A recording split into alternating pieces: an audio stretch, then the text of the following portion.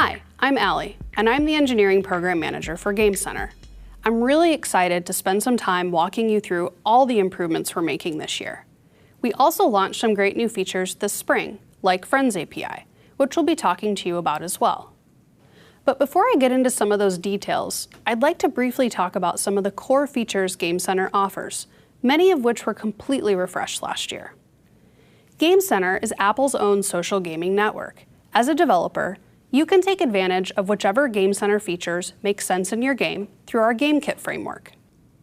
For players, Game Center is a single gaming ID that allows them to instantly compete on leaderboards, track achievement progress, play multiplayer games together, and even check out their friends' profiles.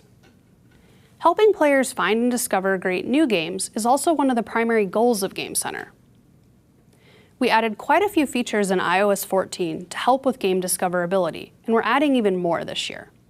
Games are all about community, and keeping up with what our friends are playing is a great way to discover new titles we may have otherwise missed.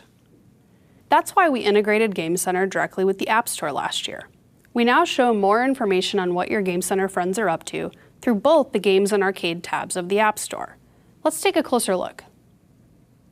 While browsing the Arcade tab, I can see that several of my Game Center friends are playing a few games that look interesting to me, including a new game called Wonderbox.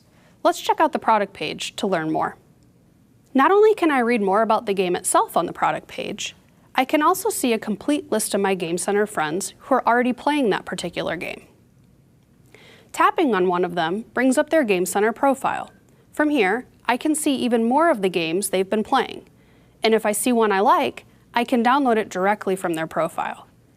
The Friends Are Playing section will automatically appear on the product page for all Game Center-enabled games. There are, of course, opportunities outside of the App Store to check out a friend's profile as well. For example, I can tap on a friend within any leaderboard, like shown here, to bring up their profile. These are all great opportunities for players to find new games to play, and there's nothing you have to do to make your game eligible either. All Game Center-enabled games automatically show up in both Friends Are Playing and Recently Played. This fall, we're also adding 2 new Game Center-powered widgets. The first is, you guessed it, Friends Are Playing. We think this is going to be an even easier way for players to keep up with and discover more of the games their friends are playing right from their home screen. The second widget is called Continue Playing. This widget automatically resurfaces games you've already launched and played, so you can jump right back in where you left off with a single tap. And if you're on an iPad, both of these Game Center widgets support the new larger format as well. And just like Friends Are Playing and Recently Played, there's no additional code needed or feature to adopt. If your game supports Game Center, it's automatically included. And since friends are such an important part of social play, we're making some significant improvements to both our friending and multiplayer flows too. First up, friends. Game Center friend requests will continue to be sent through messages just like they are today. But just in case you miss one, we've added a brand new friend request inbox to let you manage them all in one place.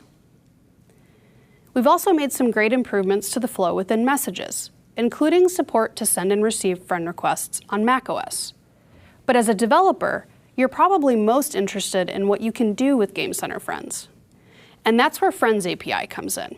Friends API gives you privacy-friendly access to a player's Game Center friends, so you can create all kinds of unique experiences within your game.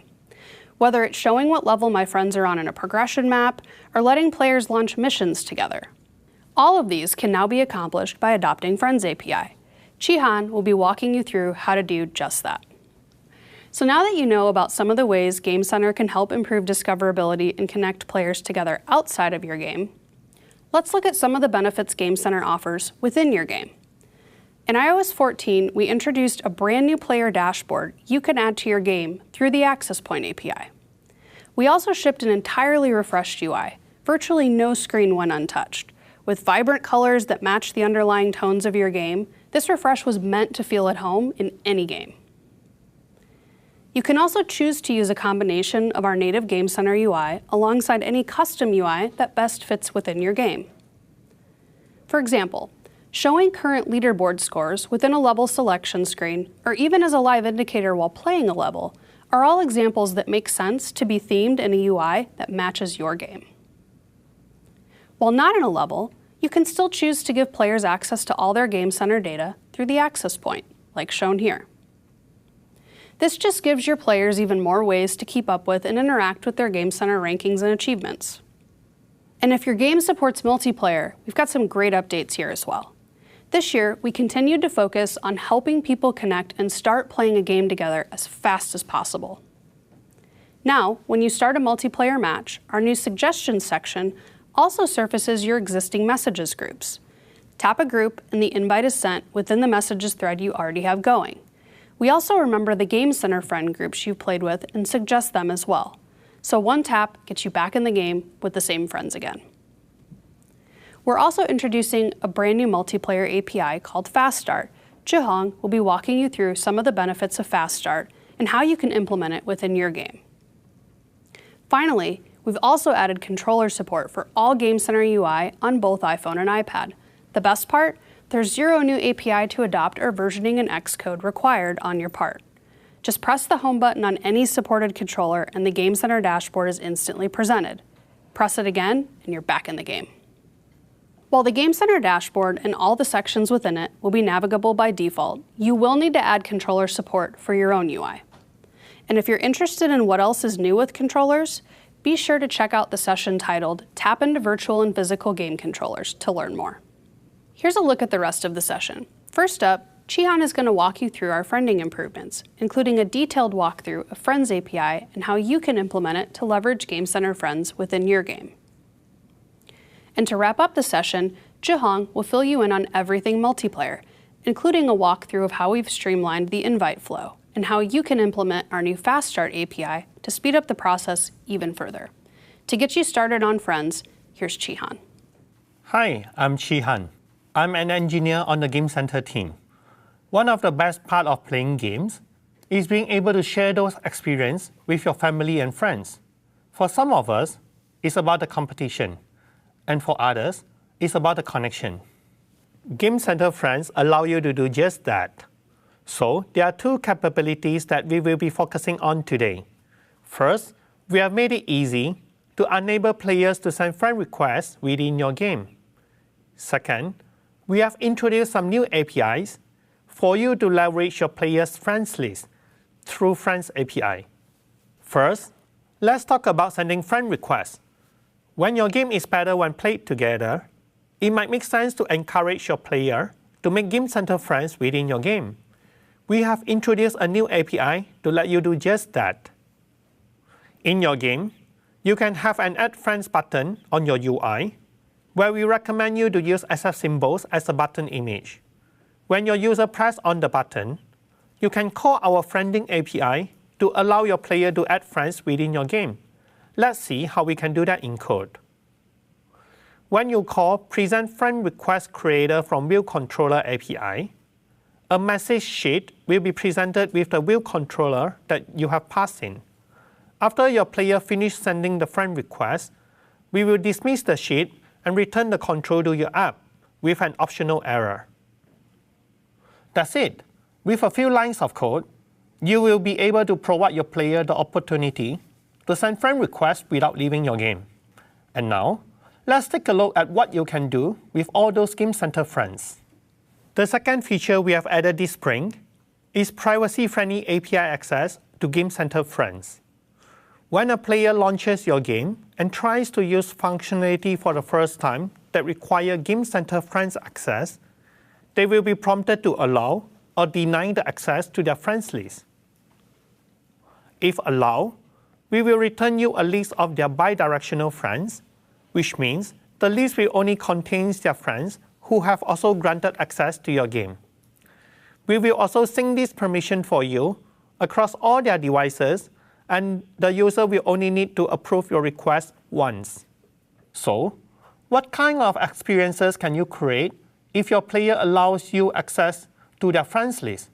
Well, this will allow you to do things like show what level my friends are on within a progression map, let me launch mission together with my friends in the lobby, show a friends-only recurring leaderboard while we are playing a multiplayer game together, and much more. Let us walk through what Friends API will look like from your player's perspective. your game will call an API to ask for permission to access the player's friends. And the player will see a familiar system prompt where they have to decide to allow or deny your request. And you will have the option to explain to the player why you are requesting friends access. Once your player approves your request, we will return the list of friends who have also granted access to your game. In this example, we will use a leaderboard to keep track of players' progression with the score that I have submitted to this leaderboard. With the score submitted, I can utilize Friends API to show my friends on a progression map next to the level correspond to their leaderboard scores. This may look something like this within your own game UI. You can see that my friends' progression is populated on the map, where I will know exactly where they are in my game. Let's jump into how to create this UI with code. We will need to do some setup before you can call Friends API. First, you'll need to add nsgcare friend list usage description to your info.plist. This description will be displayed as part of the permission prompt to our player, as seen in the previous slide. If the description is missing, all Friends API calls will result into an error. Once the description is set, you can now call the two new APIs in GKLockerPlayer class. To check for friends list access, you should call load friends authorization status in GKLockerPlayer class. You may want to call this in your app's application did finish launching, and if the state is not determined, you may want to delay loading players' friends list until there is a good moment for you to show the permission prompt.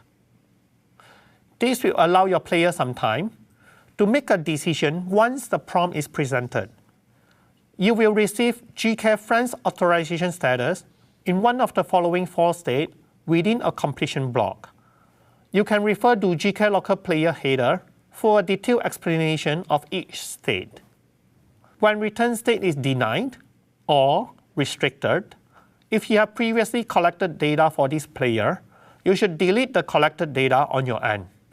If your player chooses to grant you access with an authorized state, you will then be able to proceed to load their friends list by calling load friends API. Let's take a look at that now. In this code, we will leverage the power of Swift Async call to simplify our calls to GameKit framework. We will start with an async method with the name load friends on progression map. First, we will call load friends API in GKLockerPlayer class. GameKit will return your player's friends as an array of GKPlayer objects. Next, we will load our progression leaderboard from GameKit with the leaderboard ID progress. Once we have the leaderboard object, we can then pass in your player's friends to load entries method. You will obtain the score they have on that leaderboard, which is used to keep track of which level they are in now. With that, we have all the information we need to display your players' friends on their progression map. And that's it. You have now successfully integrated Friends API in your game and display your players' friends on a progression map. We are super excited to see all the amazing experience that our developer community will come up with using this new feature. And with that, I would like to turn it over to Zhe Hong. He will tell you all about the great changes we have made to multiplayer this year. Thanks, Chihan. Hi, everyone. I am Zhe Hong from Game Center team. I cannot wait to introduce all the new features and improvements in Game Center multiplayer this year. We have made significant improvements to Game Center multiplayer, as Ali mentioned previously. The main purpose behind all these changes is to help your players find people to play with and get into a game as fast as possible. Game Center multiplayer UI allows many different ways for players to find people to connect and play with. These include auto-matching with other players, or sending invites at once to multiple friends, contacts, nearby players, a phone number or an email address, Game Center groups, or message groups. It dramatically reduces your efforts to show different people from different sources. As you might know, Auto-matching is the mechanism which helps your players find each other from Game Center's matchmaking pool. I will walk through the other new concepts in the following slides. To bring better suggestions to the players, we have introduced the Suggestions Shelf, containing a list of people from within and without Game Center that your players might want to invite. It contains nearby players, Game Center groups, and message groups. A Game Center group, which is a new concept we have introduced this year, is a group of players you recently played with in real-time or turn-based matches. We believe this new feature will make it fairly easier for players who want to play a game repeatedly with a certain group of people, because this makes it possible to select all the players in that group with just a single tap. And we are leveraging the people you already talk to on a regular basis over iMessage with message groups. A single tap will select an entire message group, and the invitation uses your existing group chat. Now, you can not only send invites faster via messages, but also chat about a game afterwards. Once you have selected the people you wish to invite, tap the Send button at the top right, and you will see them in the lobby. We now have the capability for adding or removing players even after the initial invitations have gone out. For example, you may want to remove some invited players who are not able to respond, but you don't want to remove other players who have already accepted. So, we have made it possible to individually remove invited players by tapping on the X button in their player slot, as long as they have not accepted yet or they leave the game after they have accepted. And players can continue inviting more people to your game, which gives them a lot of flexibility to quickly craft the right group of people to play with. All of this greatly simplifies and streamlines the experience by making it much easier for players to play your multiplayer game faster and easier than ever. Making it easy for players to invite people they know, in turn, helps increase your game's discoverability. As you can see, if you leverage Game Center Multiplayer UI, you get all these awesome features for free. To make it even quicker to start a multiplayer game, we added a new API this year called Fast Start. If you adopt Fast Start, the game initiator will have the choice to either wait for everyone to be connected or begin a game as soon as the minimum number of invited players have connected. It gets players much faster from Game Center UI back into your game UI. Meanwhile, in the background, Game Center will continue connecting the rest of the players and auto-matching any unfilled player slots. All these players will be able to join your game when they connect. If your game can support players joining a multiplayer session at different times, then you can take advantage of Fast Start via Game Center UI. You can utilize this feature to make some warm-up game scenes as well. The best way to see this in action is to show you an example. Here, we are using a game called The Coast, which leverages Fast Start. You will see how powerful it is to utilize Fast Start to build your game. First, I present GameKit Matchmaker View controller with a GameKit Match request configured with 2 min players and 5 max players. In this way, the game can start as long as 2 players are ready, including the local player. Then, I tap the Invite Friends button to launch the player picker. I pick the players I want to invite and wait for them to respond. As you can see, once an invitee accepts, the Start Game button is highlighted, so I can either start a game or wait for other players to join. I decide to start, and the gameplay begins as soon as the Matchmaker View controller is dismissed. Since this game initially started with 2 players, you can see 2 boats. Meanwhile, Game Center is still connecting in the background. Once the 3rd player joins, the game is notified and we bring up the 3rd boat. Because we also had 2 auto-matched slots, Game Center is still auto-matching in the background. After the matchmaking process is finished, 2 auto-matched players join. Now, we have a full set of 5 players for this game. As you can see, by adopting Fast Start, different players will be able to join the same game session at different times. Finally, let's look at the code you need to add to accomplish what we have just walked through together.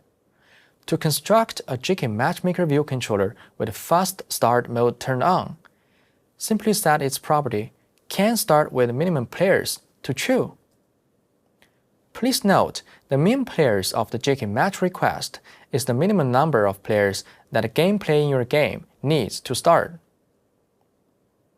Set the delegate after you get the GameKit match instance so that you can know the connection states of the players in the match. And did change connection state is the delegate method where you can handle players who join later. On the invitee side, just present the GameKit Matchmaker View controller initialized with the GameKit Invite instance. This is probably the same as what you're doing today. And don't forget to set the Matchmaker delegate. That's pretty much about it. We are excited to see how you adopt not only Fast Start, but all the new features and improvements we are providing this year for multiplayer. To recap, here is what we covered today. We introduced how Game Center helps increase the discoverability of your game. After that, we talked about Friends API along with some general improvements to Friends. Then, all the multiplayer features and improvements we just talked through helps your players play multiplayer games with the people they know as fast as possible. And also, we have better support for controllers this year. At the bottom, you will see another 2 sessions which you might be interested in. They're about recurrent leaderboard and game controllers. Thank you all for watching. Enjoy your week at WWDC.